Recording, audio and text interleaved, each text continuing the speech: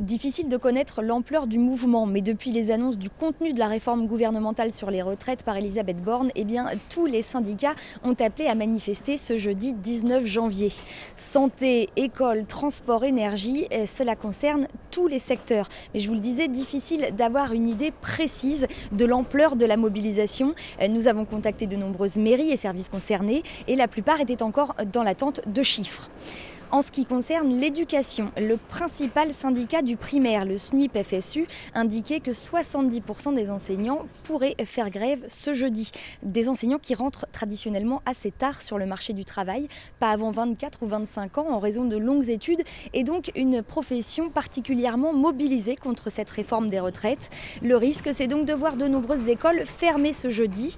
À Challans, par exemple, 30% des enseignants ont déjà déclaré faire grève.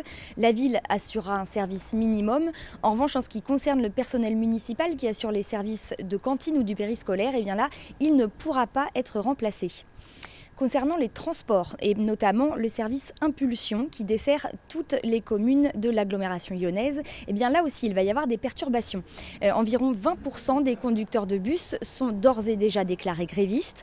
La société attend d'avoir toutes les déclarations pour mettre en place un plan adapté, mais ce qu'on peut déjà dire, c'est que la priorité sera donnée aux extérieurs, c'est-à-dire aux transports vers les communes de l'agglomération lyonnaise, dont Pierre-sur-Yon, La Ferrière, etc.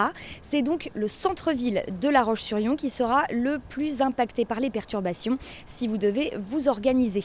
Les syndicats sont donc en effet tous vent debout contre cette réforme qu'ils jugent beaucoup trop brutale et ce jeudi pourrait n'être que le début d'une mobilisation qui pourrait s'inscrire dans le temps.